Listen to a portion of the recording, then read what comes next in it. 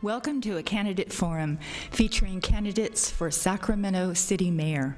I'm Paula Lee, a member of the League of Women Voters of Sacramento County, and I'll be the moderator for today's forum. The forum is sponsored by the League of Women Voters, the Central City Neighborhoods Alliance, and the Sacramento Metropolitan Cable Television Commission. The forum is being viewed live by an audience in the Sacramento County Board of Supervisors chambers and by a live cable television audience at home. It's also being taped for rebroadcast every Sunday at 9 a.m. until the election. The League of Women Voters is a nonprofit, nonpartisan organization.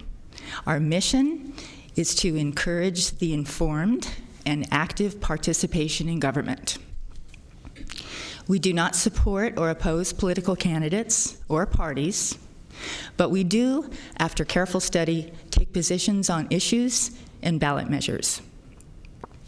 The forum today will be this format. Each candidate will make an opening statement, 1 to 2 minutes. Next, the candidates will respond to questions that have been submitted specifically by the Alliance, which is made up of neighborhood associations in the Central City. Each candidate will have 1 to 2 minutes to answer those questions. And then finally, the candidates will have a 1-minute closing. Candidates, the timer is in the front row in that white jacket.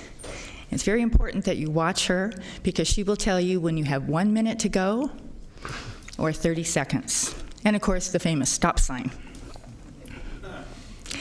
And in the interest of time, I'll just ask that the audience hold any applause until the end. So now I'd like to introduce the candidates for Mayor of Sacramento, the capital city. On my far right, Tony Lopez, Darrell Steinberg, Michael Edwards, and Angelique Ashby. We'll begin with opening remarks. Tony Lopez. Hi, my name is Tony Lopez. I was born and raised in Sacramento. Married here, started business here, probably going to pass here. Do I have an investment in Sacramento? Yes, I do. 53 years worth. And on my run for mayor, there's a few things I'd like to solve when I'm mayor. Number one is we got to clean up Sacramento. Job creation. House our homeless and crime. We need to take care of our crime problem that we have here in Sacramento. You got to remember, we're right next door to Stockton, which is a pretty bad crime rate. And I've already seen it in my bail bonds company that people are coming from Stockton are coming to Sacramento. So yes, we got to stop that now. We may never really stop crime, but we can sure get a handle on it. I think another thing that we need to do to bring in more money to Sacramento instead of raising our taxes and raising our parking prices and everything else that we're doing here in Sacramento and our utilities, we need to start bringing in people from the outside, like build a riverfront. I'm really high on building a riverfront that is second to none. Why? Because we are the capital city of California. We should outshine anything and everybody in the state of California, I believe. And we have the property to do it. We have the ways to do it. We can have to get it done. That's what I'm going to do as mayor for Sacramento. Thank you. Darrell Steinberg. Thank you very much. Thank you to the League of Women Voters, the Metropolitan Cable Commission, the Central City Neighborhoods Alliance. I'm very happy to be here. I got my start as president of the Tahoe Park Neighborhood Association. And in that role, before I ran for elective office, I helped fight gangs and help the neighborhood reclaim Tahoe Park. I ran for the city council in 1992, and in my 6 years, I launched the single largest after-school program in Sacramento, Sacramento Start, which remains so today. I authored the Neighborhood Nuisance Ordinance, and I helped create the Neighborhood Services Department. In 14 years in the legislature, I always delivered for Sacramento. And now I come full circle to run for mayor. And while there is much that is going right in our city, there are also many challenges, especially for neighborhoods. I am running on a 4-part platform. Elevate the economic renaissance in this city and create a private sector high-wage economy. 2, bring back neighborhood services. 3, tackle homelessness by drawing down tens of millions of dollars of state and federal funds and making Sacramento a housing-first city. And 4th, make this a city for and about youth. We can do this and a whole lot more, and I look forward to today's debate. Thank you. Michael Edwards. Good morning, everyone. Thank you so much for coming. My name is Michael Edwards. I live in Southside Park. I've lived here for more than 5 years, during which time I became a member of the Southside Park Neighborhood Association. As I became more and more involved, I could see even then that our voices were not being considered by the members of the council. As I became the president of SBNA, I was forced to look into the issue of neglect. I went to Sacramento City College, where I earned 3 AA degrees and began debating statewide. I currently work at Pieces, Pizza by the Slice, a 20-year local downtown business. I know the importance of community. It's why I love Southside Park. And I know how much it hurt us when the city closed our community center. I believe there is a lack of transparency at City Hall. The council have reduced the speaking time and put the public comment at the end of the meeting. Hardly democratic. There is a rich, diverse community of people here in Sacramento that want to make a difference. No one can tell us what the success of the arena will look like, but some of us have already began to feel the impacts of the arena. Increased parking fees, rising housing costs, loss of housing, along with the debt burden. My platform is that of transparency and participation.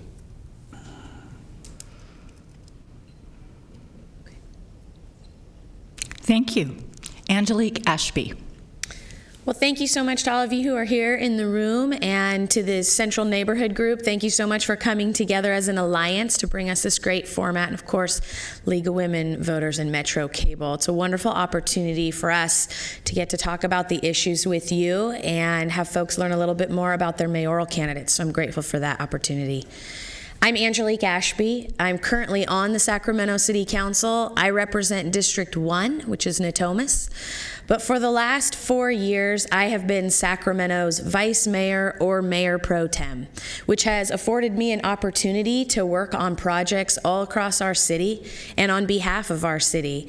I'm very proud in this race to have the support of the Sacramento police officers, as well as the Sacramento firefighters and the small businesses that make up the Metro Chamber of Commerce.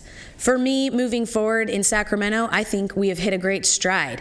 It's been an incredible journey to be a part of the council for the last 5, almost 6 years, to see us through to where we are now, where we have a lot going on downtown, things happening out in Delta Shores in the south part of our city for the first time in decades, and the north area finally out of a moratorium. It really affords us a lot of energy all throughout the city, and I look forward to pushing it forward. I've been in Sacramento a long time. I went to Sac High. I became a single mom early in my life, and while working full-time, I put myself through school at UC Davis and McGeorge Law School. When I graduated, I was able to buy a house in Natomas, get married, and start the rest of my family and open a business. I think this is a tremendous city because someone can go from that place where you're frustrated or confused and need help to a place of being successful, having a family, and starting a business in a relatively short period of time. So that is why I want to be mayor of Sacramento. I look forward to the dialogue today, hoping to talk more about the issues of interest to the Central Neighborhood Alliance. Thank you. Welcome to all of you, and thank you for participating in the forum today. One of the things I didn't mention was that we have an opportunity for you to have rebuttals, to make it a little more interesting. If you hear something that you think is not right or you want to rebut, you'll have a very short window of time if you just get my attention, and we'll do that at like 15-second, a little short one. So just wanted to make you aware of that for a little flexibility. So we're going to begin with Tony Lopez, question number 1, and I want to remind you that these questions were submitted by the Alliance, and so most of them pertain to the Central City, and the questions are long, so listen carefully. Oh, boy. They contain a little bit of editorial comment, but we're going to proceed with them as they are, because I think there's something insightful and something that this community wants to say to the candidates. So, question number 1. Increasing homeless populations is a nationwide epidemic. Some cities handle their challenges with growing numbers of homeless individuals by providing them with one-way tickets to places like cities in sunny California. As mayor, what will you do to ensure that Sacramento does not become a destination to which other cities purchase one-way tickets?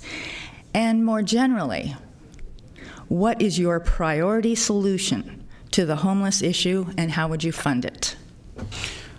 That's a good question. And I think in order to truly understand that question or understand my answers, you got to understand the homeless community, which I deal with in a lot. I own a bail bonds company for the last 17 years, and it took me into those areas. And knowing and understanding the homeless of what I have acknowledged in my time, there is a lot of mental illness that we need to take care of. There are a lot of homeless that want to be homeless. Believe it or not, they don't want to follow rules. They don't want to follow our rules. They want to live their life the way they want to live their life. And there's a lot of gangs and drugs inside the homeless community. There's a lot of rape, gangs, drugs. There's all kinds of stuff that we the people, or the average folks, don't know about. So it can be very dangerous in that community. What we could do, what I feel, is we got to clean it up. I can't house the worst. I have a great way to house the homeless. We can't house everybody. We're not here to support the whole world. It's such a great idea. But we're talking about, we've been doing this for a while. It's talking about the boxcars. They're sustainable. There's China's, there's other states in the United States that's already doing it. They're very, very, very affordable to do. They're very retro. It's very cool. And, at least you give, and what I want to do is charge them $100 to live for a month, because they make money. They get paid. They get their checks. They get Social Security. They have their checks. So why not give them a hand up instead of a handout? Because if you give somebody something that has zero value, but if you make them earn it, it gives them some sort of pride. Remember, we're trying to help them get on with their life, not keep them down. We're trying to give them up. And I feel that's how you do it, is by helping them up, not giving them a handout. Thank you. Darrell Steinberg. Thank you. Homelessness need not be hopelessness. And this is not just a Sacramento problem, it is a California problem. And we know what works, especially for the chronically homeless. It's intensive outreach, it's case management, it is housing, and it is services for those dealing with mental illness and substance abuse. Sacramento has, in one way, the right approach with Sacramento Steps Forward. What we lack is the capacity to do more and to house more people. I authored California's Proposition 63, the only mental health measure in the nation generating $2 billion a year. And one of the advantages I think I have, if I get elected as mayor, is I have the ability and the reach to work with state officials, including the governor and the legislative leaders, to draw down more money for housing. And specifically, as we speak, the Senate is taking up my initiative, No Place Like Home, to set aside a small percentage of Prop 63 money, bond against it, and create a $2 billion capital fund for permanent supportive housing. When that passes in this year's state budget, and if I become mayor, we will be first in line to ensure that Sacramento leads on the housing first approach. We can do much better. This is a humanitarian issue, it's a public safety issue, it's an economic development and public health issue. And it can get better if we invest in what we know works. Thank you. Michael Edwards. So I said that I work at Pieces Pizza by the Slice. Now, this is a downtown business. So every day, people are outside, hungry, looking for services that no one's providing. I just want to say, repeal the camping ordinance, repeal the camping ordinance, repeal the camping ordinance. Obviously, we need to work on decriminalizing homelessness.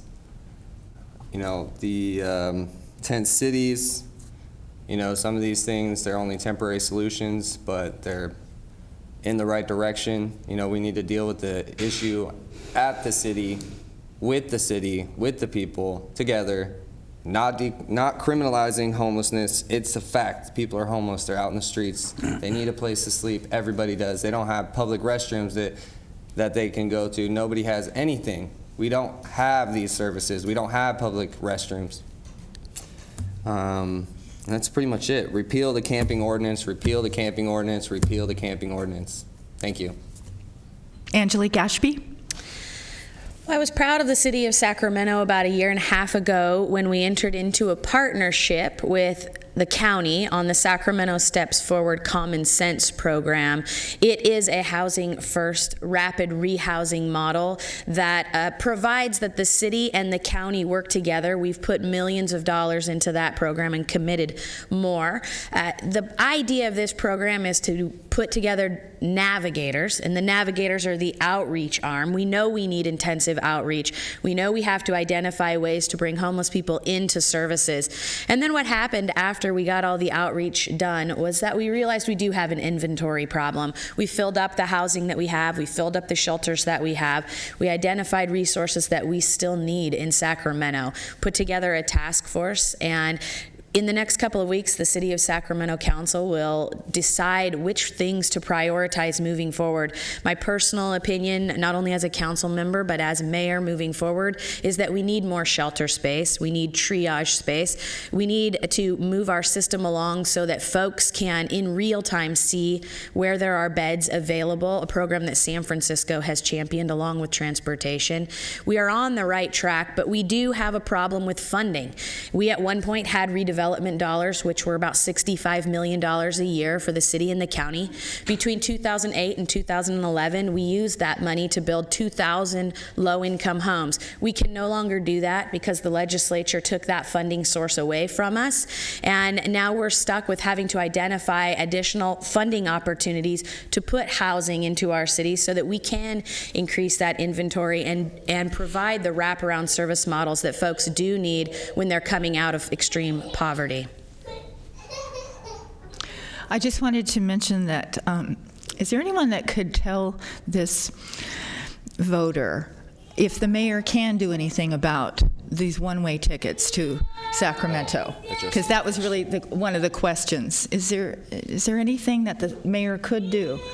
Well, we did have that happen to us at one point. We were on the receiving end of one-way tickets, and I think we know that.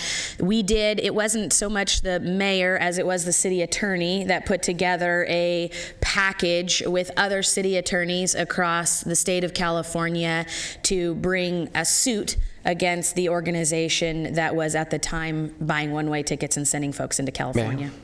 I'm sorry. This is a state problem, and we need to make sure that Sacramento is not the only city in the state that is committed to permanent housing.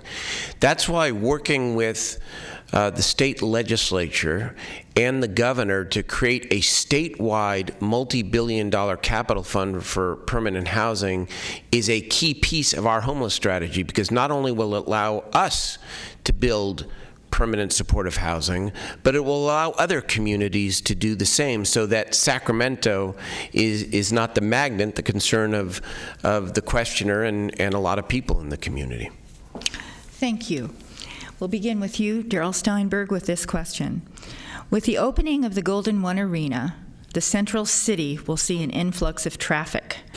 Tell us your understanding of Central City residents' concerns regarding this increased traffic, how they perceive it will affect them, and what you will do to ensure that their concerns are mitigated. What are some What are some of your ideas on generating additional sources of funding to enhance and transform our public transportation system? Thank you. I support, as I said in my opening statement, the economic revitalization of the downtown in our city. I think we need to build a private sector, high-wage economy if we're going to assure that the next generation of Sacramentans are going to choose Sacramento to live. Having said that, when you grow, there are impacts to growth, and certainly one of them is congestion and traffic. And there are a lot of understandable concerns about the availability of parking, especially when it comes to game nights in the new arena. And so the answer to this question, I think, is multifaceted, but first and foremost, we must dramatically upgrade our public transit system in this community. It is not what it should be. It serves a lot of people, and it has, in many ways, a proud tradition. But it is not perceived as safe. It is not perceived as clean. It is not modern in terms of Wi-Fi. It's not something that the millennials choose to use. And we are going to have to improve it if we're going to make our vision of an economic renaissance downtown and throughout the city real. And so how do we fund that? We need to pass the measure on the November ballot that will provide resources for transit. But in addition, we have another opportunity that we've missed so far to draw down state resources. I'm the author of the Cap and Trade Investment Act in California. 10% of it which goes to transit. $120 million went out in 2015 and the city didn't get a dime. We need to change that. And then hopefully we'll have a chance to talk about bikeability and walkability throughout the debate as well, because that is another missed opportunity. We haven't completed the Bikeway Master Plan that has been in review for a long time. We need to finish that work and draw down funding to make this a more bikeable and walkable city. Thank you. Michael Edwards? Well, I'm glad we're talking about the arena. Traffic concerns me also. I feel it concerns most people who actually live in Sacramento, who will have to deal with the increase of people in general coming to downtown. I don't know where they're going to park. I know that there will be a large amount of people coming in on buses for the arena, but these people,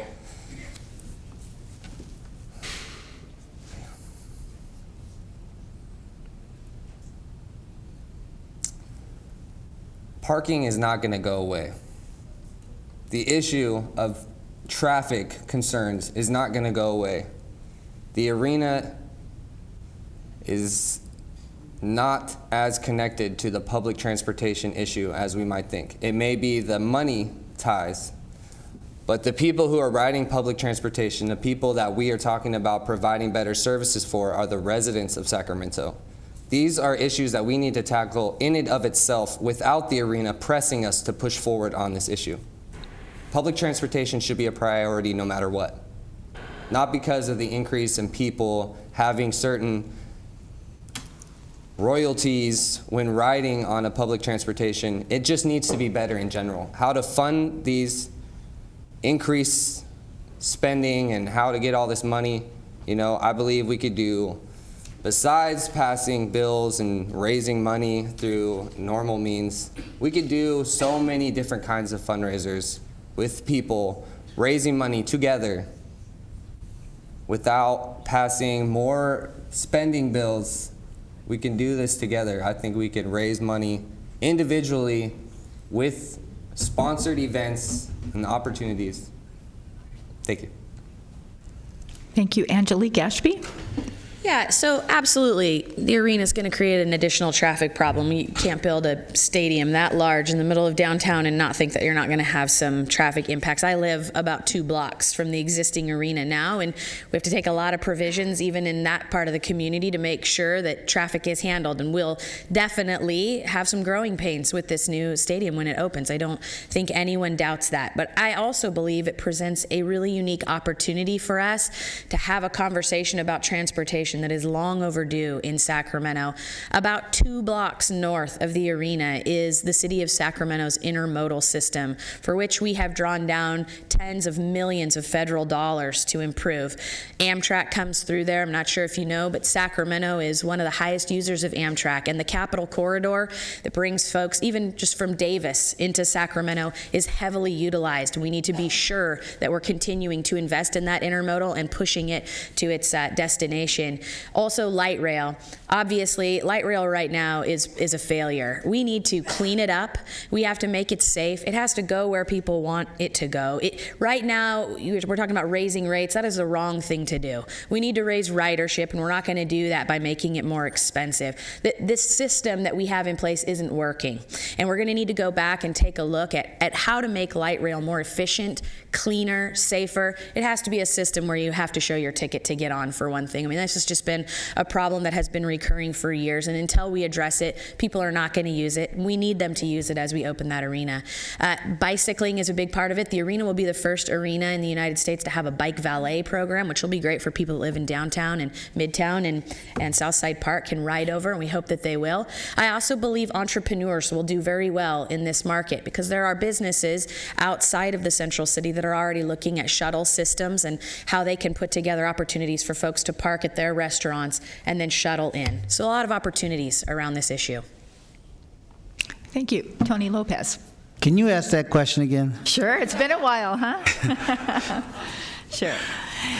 With the opening of the Golden One Arena, the Central City will see an influx of traffic. Tell us your understanding of the Central City residents' concerns regarding this traffic, how they perceive it will affect them, and what you will do to ensure their concerns are mitigated. What are some of your ideas on generating additional sources of funding to enhance the public transportation system? Well, because I have experience in this realm as an athlete. To give you a quick, back in 1994, I fought Jorge Paez back in the old Arco, well, the Arco that it is now, and I had to be at the fight 4 hours prior to the fight. So I'm coming from my mom's house in South Sacramento. We're taking on a highway, crossing over 80, traffic's at a dead stop. 4 hours prior to the fight. So we had to call the promoter, who called the highway patrol to get us in. Again, 4 hours prior. So we leave after the fight's over, we do the TV press and all that stuff. So about 3 hours after the fight's over, we're leaving the parking lot, and there's still about 5,000 people in that parking lot. So do you think I have an idea how downtown Sacramento people are going to feel? Yes, I do. They'll be mad, really mad. Because, well, watch, I own a bail bonds business. It's not going to hurt my business. But, you know, that's what we got to watch out. Not only do we got to watch the traffic and what it's going to create downtown, because downtown is not the Arco where it's at now. We have no fast exits, no fast entry. The parking is very limited downtown. So the parking is going to go to West Sac. So we're losing a ton of revenue there. We need to start thinking about building parking structures here. We need to start keeping our money here, not giving it away to somebody else. Keep it here. That's how we're going to make this city great. It's bringing more money in here, keeping the money that we can have here and keeping it here. Thank you very much. Okay, we begin the next question with you, Michael Edwards. A healthy community includes people of all income levels. The push for a new housing in the Central City seems to have an emphasis on market rate, workforce, and affordable housing. Many middle-income earners, however, are priced out of the so-called market rate housing and earn too much to qualify for workforce or affordable housing opportunities. As mayor, what will you do to ensure that middle-income earners, many of whom work in Central City buildings, can afford to buy or even rent homes here?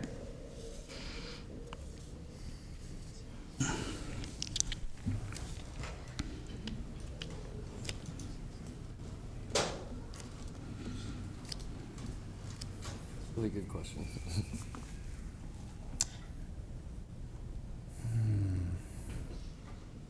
Well, I mean, there's at least, with the new housing that comes in, we can at least ensure that people of middle income have a slot that they can fit in.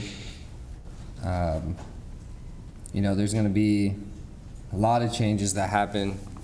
I'm not exactly sure how to keep everyone here. Everyone is getting priced out. You know, like I said, if we're going to build new houses, just like we have rules on including low-income housing, we need to also then include middle-income housing. Just needs to be as important if we're going to keep Sacramento as strong as it is. Everyone needs and deserves to live here. So basically, all we can do is preserve what we have, in addition to creating new rules and regulations on housing development, how they're built. You know, working with the community kind of helps you figure out what concerns people have. Some people even know more than the mayor and know more about the issue and know how to make, you know, solutions. So basically, you know, you got to work with the community leaders, community activists, people who actually work in the field. So yeah, basically it comes down to making new regulations, including those people who are being priced out, ultimately. Thank you. Angelique Ashby? Yeah, well, what's exciting about this is that 5 years ago we were trying to figure out how to get people to move into downtown, and now the conversation is how do we make space for everybody that wants to be downtown, whether they're low income, work class, affordable housing, middle income, or high income. I've actually heard this question posed for each one of those categories, which I think as a mayor is exciting and significant that people really want to be in our downtown. You've heard the council over the last few years make a commitment to bringing 10,000, 20,000 homes into our urban core. That is an initiative, which is great. An initiative is basically an idea, a mission that we're all working on. What we really need to do is turn it into a policy, though. And the way a policy works is that we roll up our sleeves and we get down into the weeds of this issue. Housing in our region is determined by SACOG, which is the 6-county region of cities and counties that get together and talk about who needs to do what level of housing and where. On that committee, which I've served on for the city of Sacramento for the last 4 years, we get what's called a housing element, and identifies for us how much low-income housing Sacramento needs to put in place, how much workforce housing, how much mid-income and high-end housing. The problem for Sacramento is that in the entire continuum of housing that starts with shelter and ends with very high-end housing, we're at a loss. We need a lot more in each category, everywhere along that spectrum. So we've got to codify some policies that allow for opportunities for families and people of all incomes to live in each neighborhood across the city of Sacramento. By the way, in the central city, if we want middle-income families to live there, we're also going to need to work with the school district to bring the schools back online. We're going to need some parks that are friendly to youth. We're going to need to do some things with our riverfront and our downtown urban core that make it so that families want to be down there. And we touched on it last time when we talked about light rail and transportation as well. But in looking at bringing families and middle-income folks into our downtown, which is an exciting prospect, we have other infrastructure items that we will need to address to make sure that people feel safe in the urban core. Thank you. Tony Lopez. Sure, yeah. You know what? In bringing good middle-sized families into downtown and large and affordable housing, the first thing we need to do is bring jobs. We create good-paying jobs here in Sacramento. I'm a big pusher of big jobs, medium jobs, and small jobs. And that's how you get people to come to downtown Sacramento. That's how they can afford to live here. Without jobs, I mean, how are they really going to live? On what? On whose wage? You know, we need to start concentrating on bringing big jobs here, good-paying jobs, to help the city make a better place to be. You know, I also believe that, you know, with those good-paying jobs, you're going to come with crime is going to come. You know, if you get 10,000 people, you got to figure 1,000 people are going to be criminals, and that's the average. That's about the average of what it's going to be. So we got to concentrate on everything, not just one part of bringing Sacramento and bringing affordable housing to Sacramento, but we got to look at all angles of bringing affordable housing to Sacramento. And in doing so, that's what I plan on doing. We got to watch out who comes here, how many come here, and how many come here. Thank you very much. Darrell Steinberg. Thank you. When I kicked off my campaign, I kicked it off at the Mill on Broadway project at 5th and Broadway, which is which is arguably part of downtown, at least the exterior of downtown. And to me, that represents what we need more of in Sacramento. Mixed use, middle income housing where people can buy, a park, a farmer's market, the health professions high school attached to the development, and that to me is what I want to see more of in Sacramento. How do we get there? I agree with Tony Lopez and Angelique Ashby that a high-wage economy, fighting for more tech jobs, and fulfilling our potential around tourism and convention center business and building more hotels, creating more of a high-wage jobs base is part of what is going to make the downtown housing initiative work. But we have to do more than that.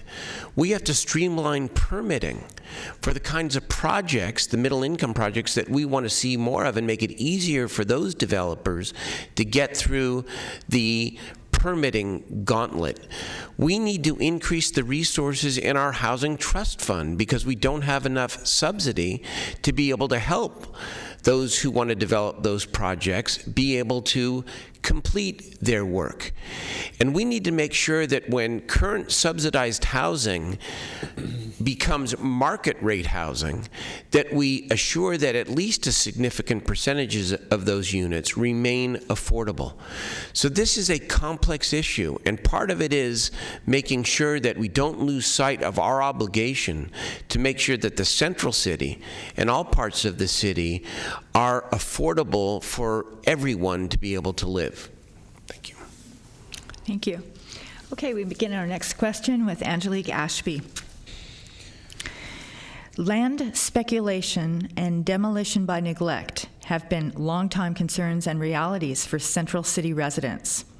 While the Central City goes through its renaissance, as mayor, what will you do to continue support for preservation of historic properties and districts absent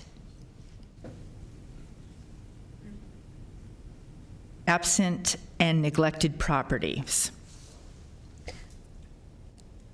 Sounds like a line is missing there. I think that the voter is asking, what will you do to continue preserving historic properties in the Central City? Yeah, it sounds like the question is about finding the balance between the growth downtown and the historic preservation component that is unique to our downtown and midtown types of neighborhoods, which does come up a lot at City Council.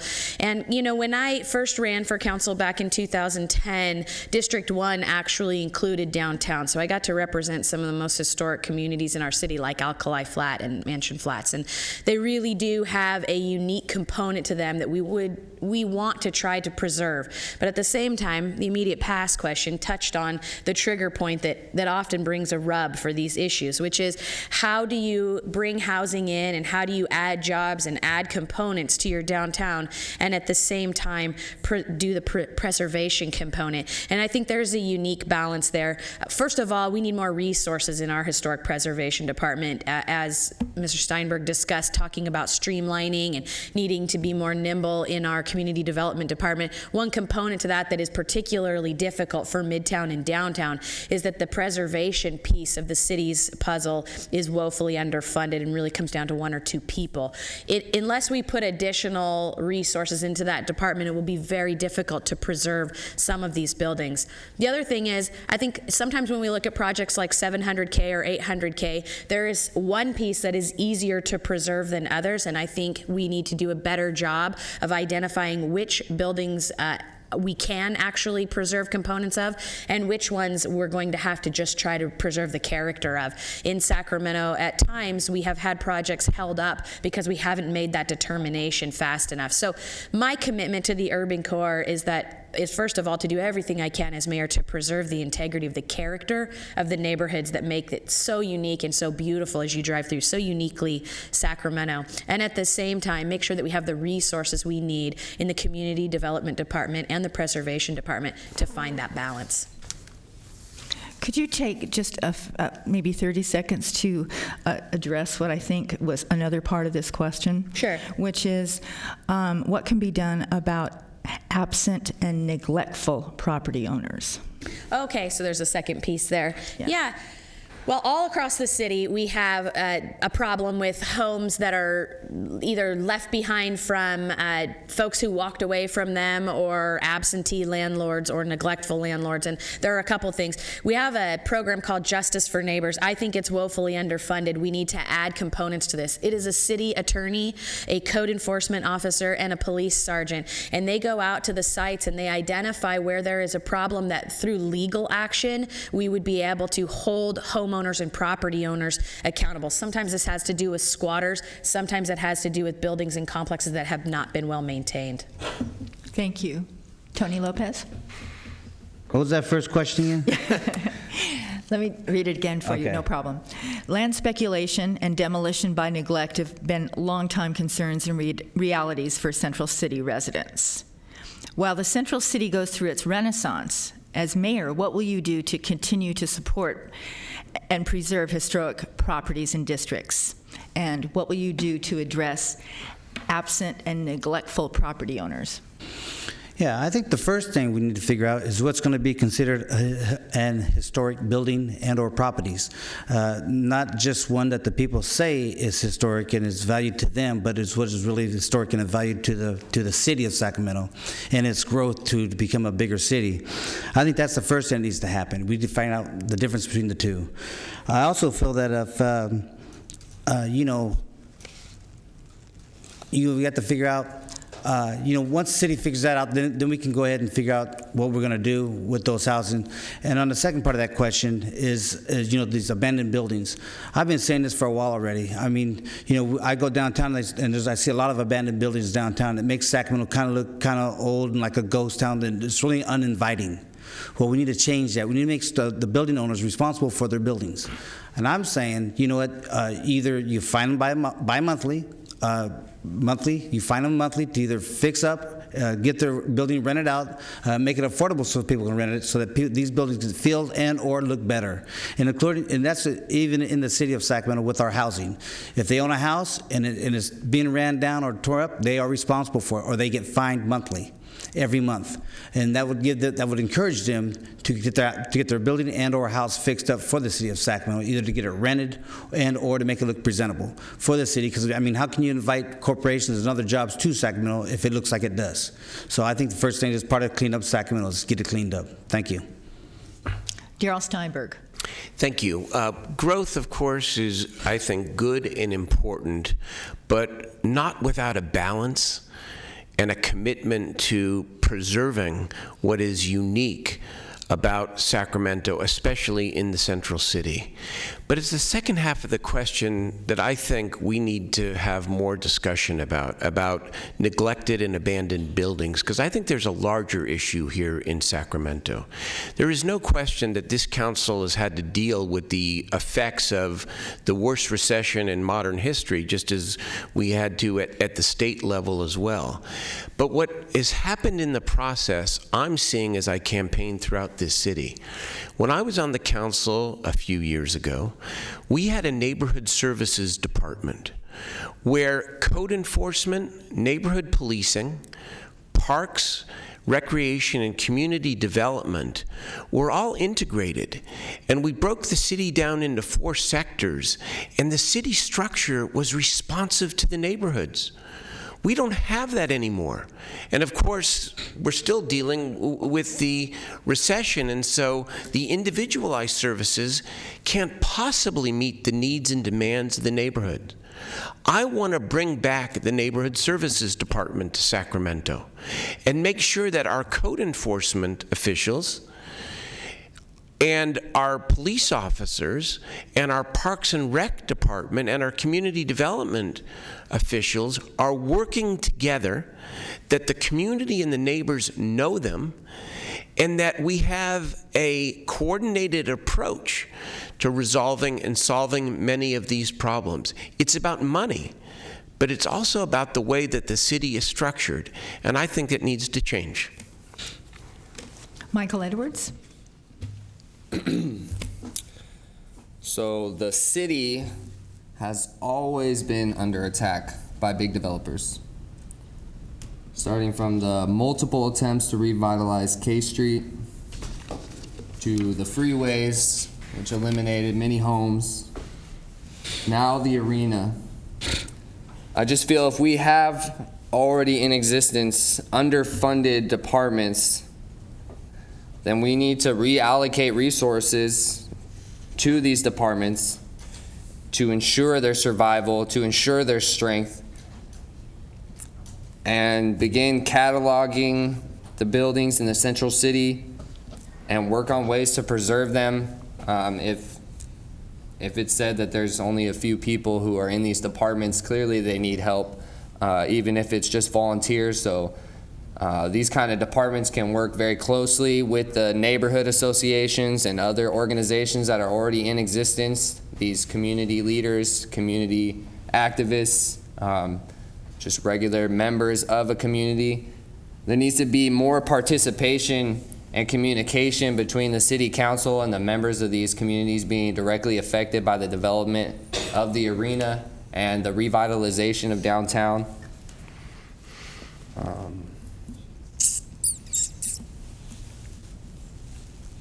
And we need to focus on working on ways to preserve buildings from the arena out. The arena is going to definitely, we already know there's going to be a bunch of reconstruction and revitalization, whatever that means exactly. But we do obviously need to protect those historic buildings. And if there are historic buildings that we don't think need to be protected, we need to just, like I said, work together and find out which ones are more important. Yeah, that's all. Thank you. Paula, just a quick 15-second rebuttal. Just to be clear, we do have a neighborhood services department, and they do work closely with the neighborhood divisions, and they do work with code enforcement. We could use more investment in that department, but we just came through 5 years of cuts. We're still rebuilding every department. And while I agree we need to rebuild it, it's disingenuous to say we don't have one. Thank you. Okay, the next question, we'll begin again with Tony Lopez. What should be done to make walking and biking safer? I think it's all about education. Education of the drivers, knowing and understanding that there are, well, see, it's still new to Sacramento, as I've been, because I work downtown, I've already seen actually a bike hit a car, and vice versa. And I'm standing there and I'm watching. Sacramento's not. It's going to happen regardless. So just like the arena, whether you like it or not, it's here. We'll deal with it. Biking, walking, it's here. We got to deal with it. We got to learn to, I guess, work together. And it's just all about education. I think the best way to do it is educate the drivers and the walkers and the bikers. Because I see downtown where bikers are going on the sidewalk, then they're in the street, then they're in the gutter, they're going between cars. I mean, at some point in time, they're going to get hit. And you know, it's all about common sense, really. You know, if they don't have enough common sense to ride a bike, definitely don't get them behind the wheel of a car. You know, and so I just think it's all about education on everybody's part. Bottom line. Thank you. Darrell Steinberg. Thank you. Well, I don't think there's anything disingenuous about saying very clearly that the neighborhoods are not a high enough priority for this city. And bikeways are a great example of that lack of attention. The city has been working on an amendment, an update to the Bikeway Master Plan for years now. And it's only in this city budget that hasn't been passed yet that they are actually funding a bikeway coordinator. Why is that important? It's important because this ought to be a bikeable city, and a lot of people riding their bikes don't feel safe. And our central core in our city is not connected to the rest of the city when it comes to bikeways. And so why hasn't this been more of a priority? It has to be. And that's part of my point earlier. We don't have the neighborhood structure, the neighborhood services, the integrated kind of services that allow us to pay attention to individual neighborhoods and the city as a whole.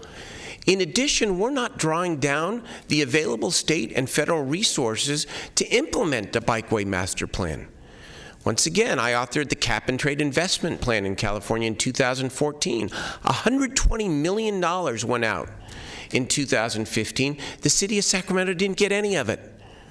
I think we need a mayor who has the reach and the desire to make sure that we are aggressive about taking these plans that are on the shelf and actually putting them into action for the safety of our residents and to make this city a bikeable and walkable city.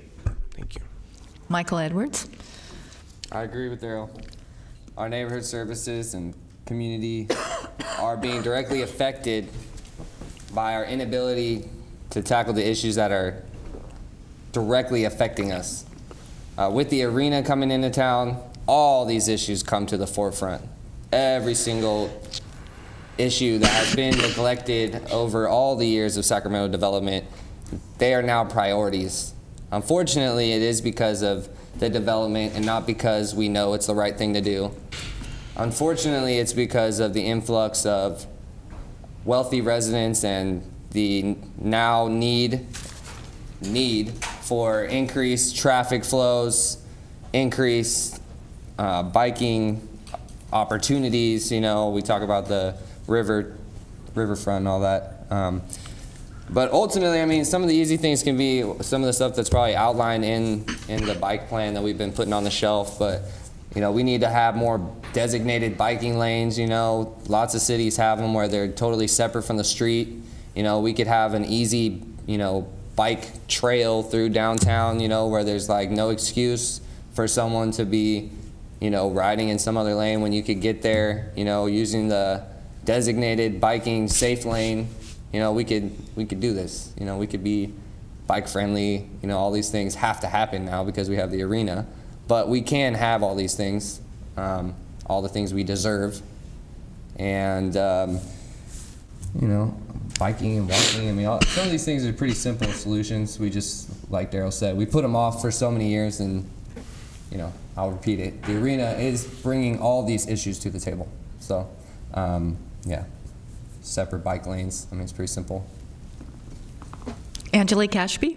Yeah, it's absolutely true that councils of the past failed to do anything about the biking issue in the city of Sacramento, and that this council has taken that bold step and has identified funding to move a bicycle master plan forward for the first time in decades. It's also true that the legislators of the past did not fund any of those bike improvements for the city of Sacramento, and that we are going to have to look to the next mayor and this existing council and our current elected officials at the state level, like Dr. Pan, who's our current senator, who has endorsed me in this race, and Assemblymember Cooper, who has also endorsed me in this race, to help us identify those funds from the state level through cap and trade and other initiatives to be able to come back and implement what we do design through that bicycle master plan.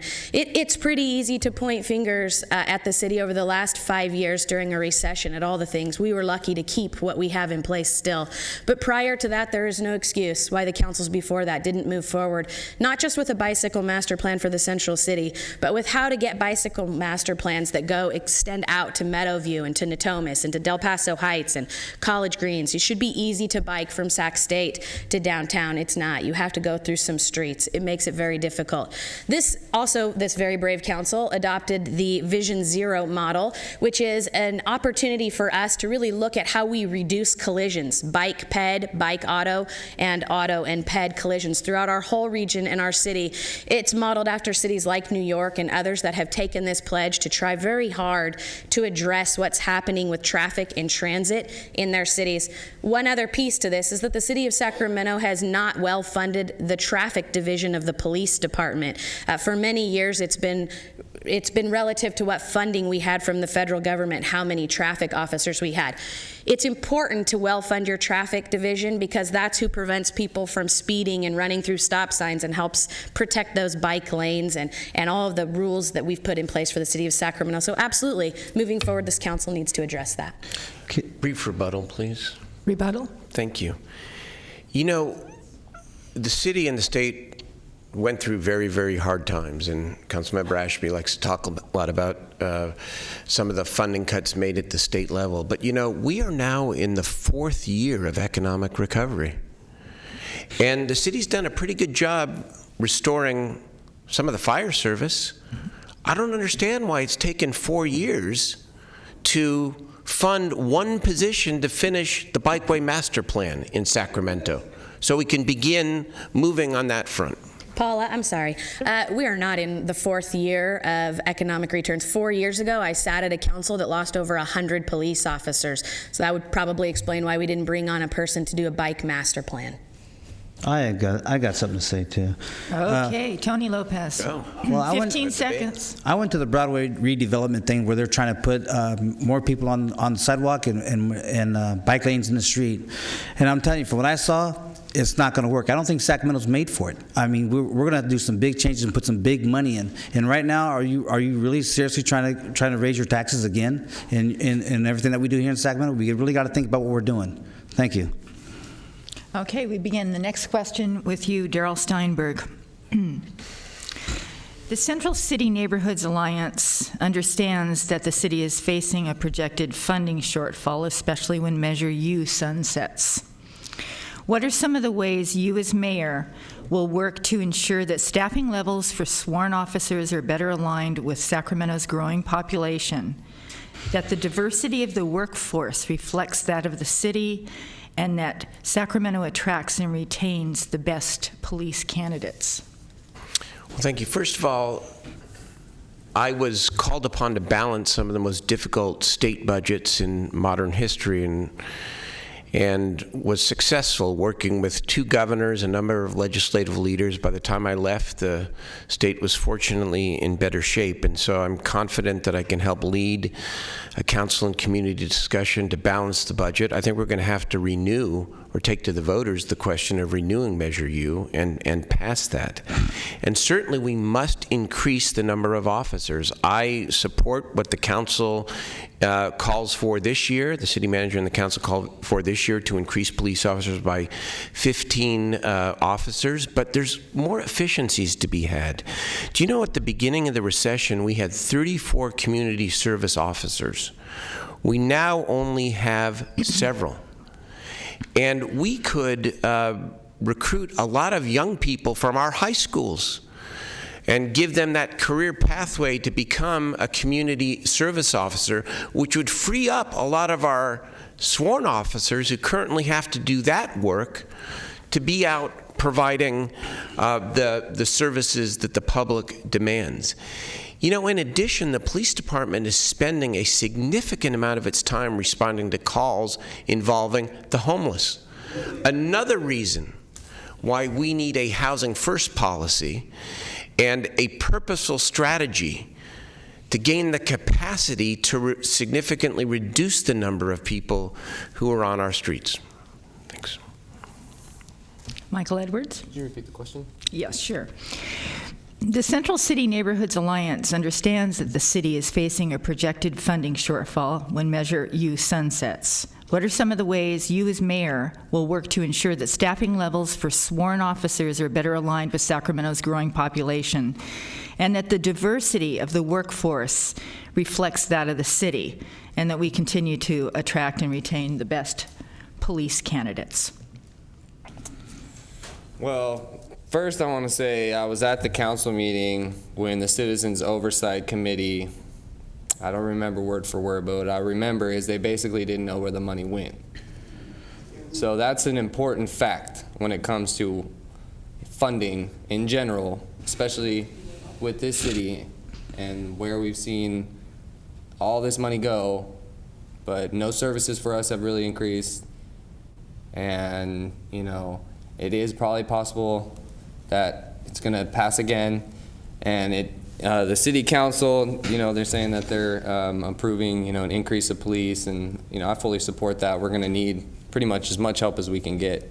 When it comes to the arena and the people and all the, you know, crowd control and all that stuff, when it comes to, you know, the homeless, obviously housing first, you know, not criminalizing the homeless, having a place to deal with stuff, and you know, because it's going to be an issue.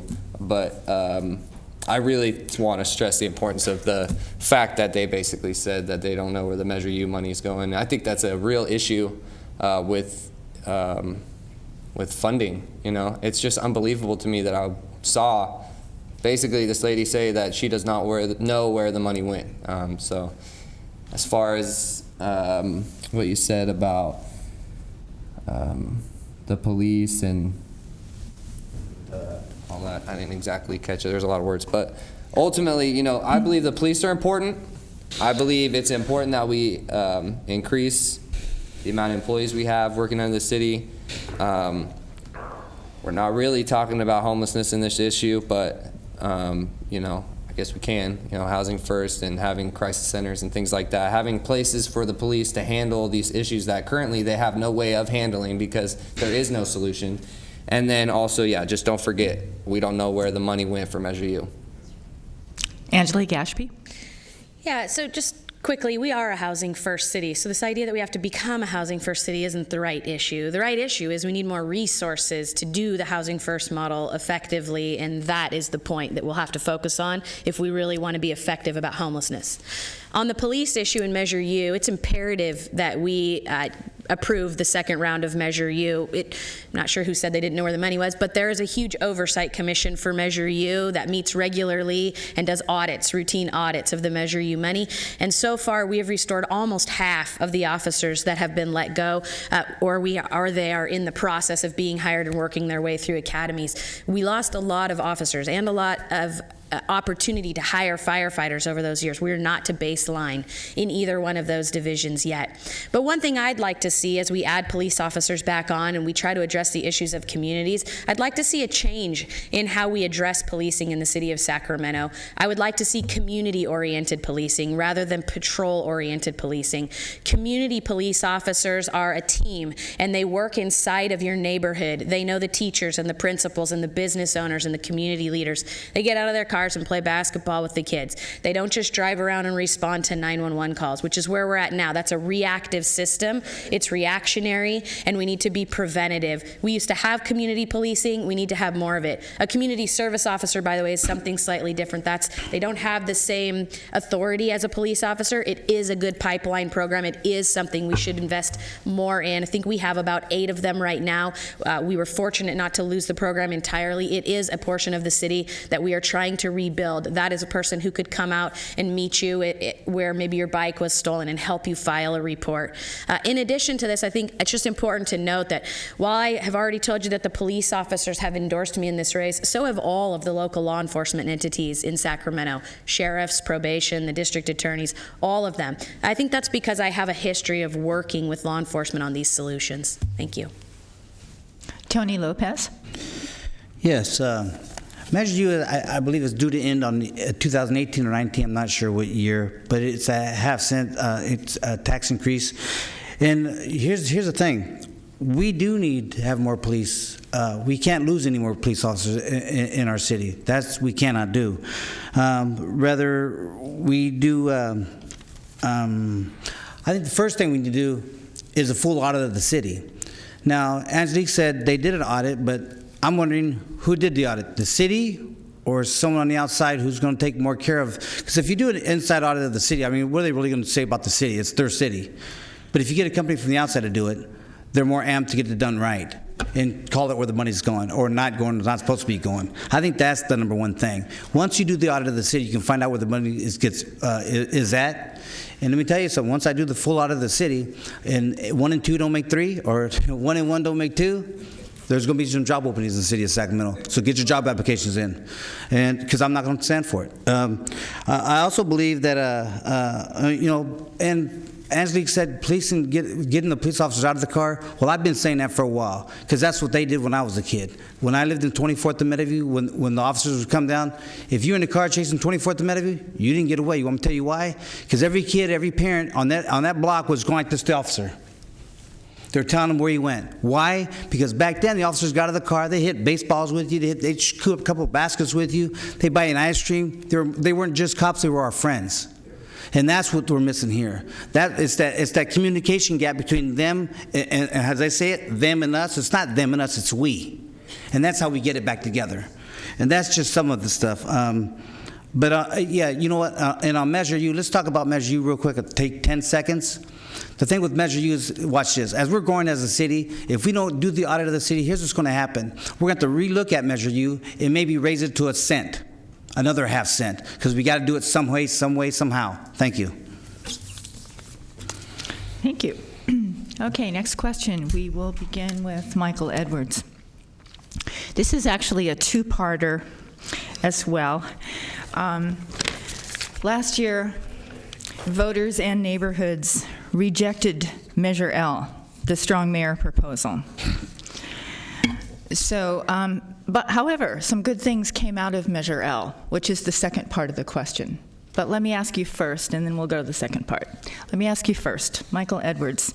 As mayor, would you support bringing back the strong mayor proposal? Hell no. Did you say L no? Yes. Hell no. You want to say why or anything? Or you didn't say or why? Oh, no is good. Okay, Angelique Ashby. I supported Measure L in the last go-round. I didn't support it the first time. Last time I did. I campaigned for it. I talked to neighbors about it. I think that the reason that it didn't pass was because of the way that it was presented to folks. It really was developed at City Hall in a back room and then delivered to people and asked for them to accept it. I believe that if that conversation started in the communities and the communities were the driver of the dialogue and they identified what they wanted to see in changes in their city, that it would be a much better process. All of that being said, no, I don't intend to bring it back. It's not a big issue for me, but I do think at some point in the future, this city will want to have a dialogue about the balance of power at City Hall because it isn't exactly what you think that it might be. Tony Lopez. I would say no. And as Angelique said, she voted yes on it first with Kevin Johnson. I still say no. That would be my thing. I don't think he was the right person for it, and I don't think he'd be the right person to be in charge of a strong mayor issue at that point in time. Me, myself, let's put it this way. It's my first rodeo. And I don't want to try it. I don't want to go for the first measure. I want to prove to you what I can do. I want to show you what I can do. It's not, I don't work, you don't work for me. I work for you. Let me prove myself to you, the people of Sacramento, and then at some later time or later on down the line, if that's what you want, then that's what it will be. If not, I'm good with the way it is. Thank you. Darrell Steinberg. Thank you. I also supported Measure L because I believed that the city's governance ought to evolve with its growth. But the voters spoke, and like Councilmember Ashby, I don't plan to bring it back. I ran for office for mayor knowing that I would be running under this system, and I'm perfectly comfortable with being a strong mayor in this system because strength is not just about structure. Strength is about your ability to set out a vision and to produce and to build coalitions. And in that regard, I want to speak about some of my endorsements because I think they are meaningful in this race. I'm endorsed by 2/3 of the city council, by 6 out of 9 members, 3 out of 5 of the county supervisors, Congresswoman Doris Matsui. Those are important endorsements, especially the council endorsements, because under this system, you can't get anything done unless you can count to 5 or hopefully 6 or 7. And so I'm very comfortable that I can be a strong mayor by virtue of my history, my approach, my personality, and my focus on neighborhoods and on getting things done for our city. Thank you. Second part of the question, and we'll start again with you, Michael. Measure L contained some good ideas for good governance, and as a result of Measure L, an ad hoc committee was formed, a good governance ad hoc committee. That ad hoc committee made some recommendations to the City Council last year, and the City Council unanimously adopted these recommendations. They directed the city staff to draft a sunshine ordinance, an updated code of ethics, a 5-member independent ethics commission with enforcement power, and a charter amendment for an independent redistricting commission. A great package of good governance reforms. And the public's going to be really happy this month when the council approves the Independent Redistricting Commission for the November ballot. So the question is, if elected mayor, can we count on you to lead in the areas of ethics and transparency? And specifically, do voters have your commitment to advocate for the other recommendations?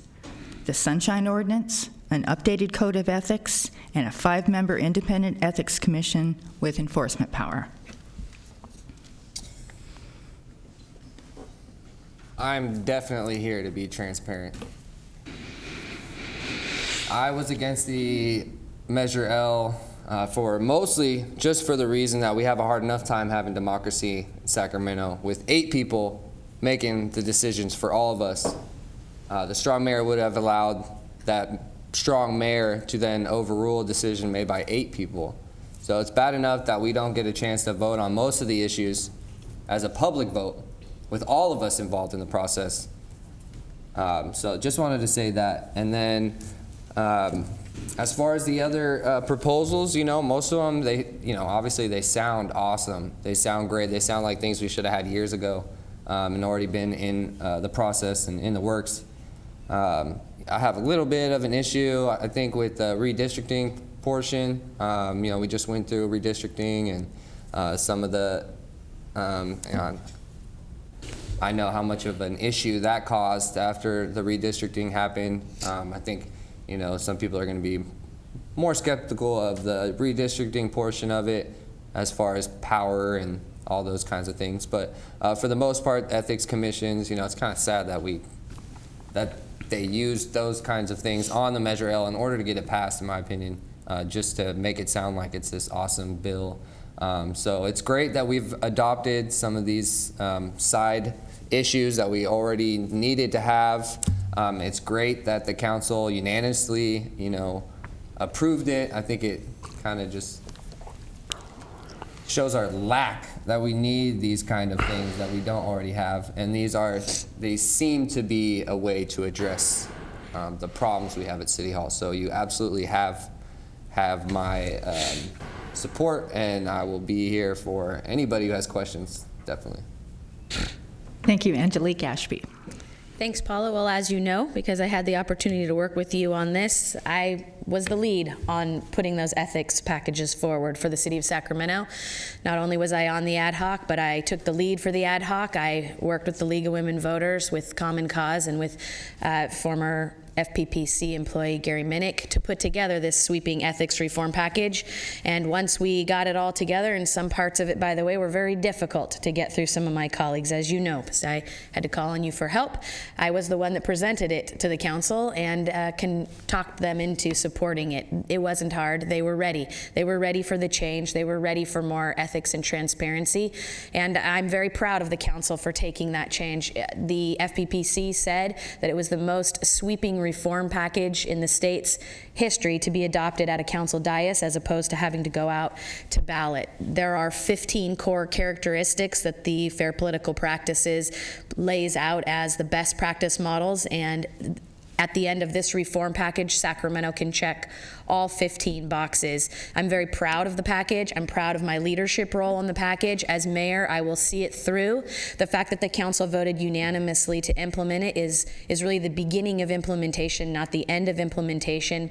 As to the redistricting piece, I think you'll actually be happy. It takes it completely out of the hands of the council, puts it on the ballot, and handles it a completely different way. I never want to live through what we lived through again in redistricting. That was horrifying, listening to neighborhoods torn apart. So this is a point of pride for me. It's something I did while serving as Mayor Pro Tem of the City of Sacramento in a leadership role that I think will serve the city for years to come, and it is one of the catalysts for why I decided I wanted to be mayor. Thank you. Just to clarify, the Independent Redistricting Commission will be on the November ballot, we hope. It should be. But the commission will not be drawing the districts until the end of the decade, which is 2020 or 2021 when it'll actually go into effect. So, Tony Lopez. All right. I spent most of my life in front of the people of Sacramento and around the world very openly. Most of my life has always been out there in the media. I don't hide from it. I don't have nothing to hide from it. I am who I am. As mayor, I will conduct that the same way. I feel that a mayor should have an open door policy. We already discussed that I'm going to have 3 lines put into the office that would be answered 24 hours a day for any concerns of the citizens of Sacramento, for the city of Sacramento. I think transparency is really good. I don't have nothing to hide. I don't think there should be anything to hide, because remember, I work for you. And that's what I believe that a lot of the politicians that are up here and or that work for the city and the state forget that they work for us. And you know, that's something I'm never going to forget. When I trained for a fight, I trained hard to win for you, because it was us. And that's really what it was. I mean, there was times you have to separate your times once in a while, and you got to understand that, you know, at some point in time in your life, you're doing it for the people, and you got to understand that. In order to understand that, you got to keep an open door policy. I believe in open door policy. I ain't got nothing to hide. As mayor, I will have nothing to hide. I will do everything for you at all times. Thank you. Darrell Steinberg. Well, for 20 years, I have always conducted myself with transparency and with integrity, and have always been accessible, whether it's community office hours or just being around the community, and I will continue, of course, as mayor. I fully support the package that Paula, you mentioned, and that Councilmember Ashby spoke about. I think it's a very, very good piece of work. I believe in independent redistricting. It has worked for the state. I think the state legislature is better now as a result of taking the elected officials out of that process. But I do have one concern and one question, and it's not just about this issue, but it's about the pace at which the city moves, and a little bit about this division between the mayor, council, and the city management. For the council, as I understand it, approved this entire package back in September conceptually. And the Independent Redistricting Commission, I understand, is coming to the council within the next 2 weeks. But it's been 7 months. And the Ethics Commission and the Sunshine Ordinance, I don't know that there's a date to bring those before the city council for approval. So what's happening? Who's pushing the city management to make sure that that goes from conceptual approval to actual implementation and appointment of the commissioners? I think we need a city that moves a little faster when it comes to these sets of issues. So I think it's great work, but I want to make sure that the follow-through and the implementation is actually done in a more aggressive fashion. Paula, quick point of rebuttal. Just to be really clear, I mean, part of the conversation around the need for the ethics reform had not only to do with accusations of things that were happening at City Hall, but accusations of things that were happening at the Capitol at the time. And the last few years of just sweeping issues across our government in Sacramento. And some things we have moved very quickly on, and others have been at a pace that we can implement. Thank you. It's time for closing statements. So we're going to reverse the order, and we will begin with Angelique Ashby. Thank you. Well, first of all, this has been a terrific format with a lot of questions and a lot of really unique areas, and it's been an absolute privilege to have the opportunity to sit up here and talk with you more a little bit about what we can do for Sacramento moving forward. I hope that the bottom line here for me that you understand is I've been on the council for 5, almost 6 years. I'm the senior member of the council, meaning I've been there the longest. I'm also the only female left on that council, and one of very few females representing the city of Sacramento really in any capacity at the local level here. And I love this city. I'm committed 100% to this city. This isn't for me a stepping stone. It isn't about something else I want to do. There's no other story here. It's just about Sacramento for me. My beautiful family lives here, my 3 children. My son's at Sac State, and one is in junior high, and one little girl that has yet to start school. My husband is a nurse at Sutter. here in Sacramento. And I absolutely love the opportunity to wake up in the morning thinking about Sacramento and go to bed at night thinking about Sacramento and what we can do together to push our city forward. I hope you will give me strong consideration. I did put together a robust plan for what I think we should do moving forward for Sacramento. It's intended to be a starting point, not a finish point. You can find it on my website, which is ashbyformayor.com. I hope you'll take a look at it, and I hope you'll consider giving me your support in June. Thank you so much. Michael Edwards. Our city is headed in a direction that has sucked us dry financially. The people of Sacramento are upset. How can we address the issues of homelessness, public transportation, housing, and general happiness of the citizen without addressing the impacts of the arena? I want the general public to be a part of the solutions. No more backdoor deals. And I have 3 reasons why you should vote for me. First, I have not received any campaign contributions and am running to show people how accessible politics can be. Second, I love Sacramento and want to see a city that takes care of its citizens, housed and unhoused. Third, I want to tackle these issues together. And just to repeat, my platform is transparency and participation. Thank you so much for your time. Darrell Steinberg. Thank you again to the League, to the neighborhoods, to Metropolitan Cable Television. I think it has been a great forum. Leadership to me is about connecting the dots. And in Sacramento, connecting the dots is robust economic growth leads to high-wage jobs and the opportunity for people and our next generations to choose to live in Sacramento. But building that economic growth also leads to a tax base that allows us to invest in our neighborhoods. And in Sacramento, it was true 20 plus years ago and it's true today. People are aware, they're informed, and they are energized about their neighborhoods. 50,000 people have signed up for the Next Door program. The question is, are we going to have a city that is structured and that prioritizes neighborhood services? Are we going to do code enforcement in a proactive way instead of just reactive? Are we going to increase our traffic officers from 5 to 30 or 40 so that we provide a deterrent to speeding? Are we going to build a parks and recreation program in this city again? We've dramatically increased park acreage, and yet we have fewer park workers than we had in 1981, and not enough youth programs.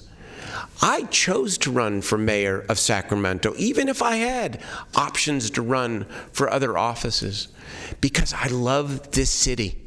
It has invested 20 years in me, and I want to invest more in it. I hope I earn your vote on June the 7th. Thank you. Tony Lopez. Yeah, I think all concerns that you heard up here today are valid. They're all real.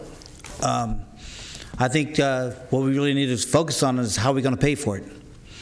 I think once I do the full audit of the city, I can find out where the money needs to go to and what departments it needs to head to. Until then, it's all just a dream. That's a reality.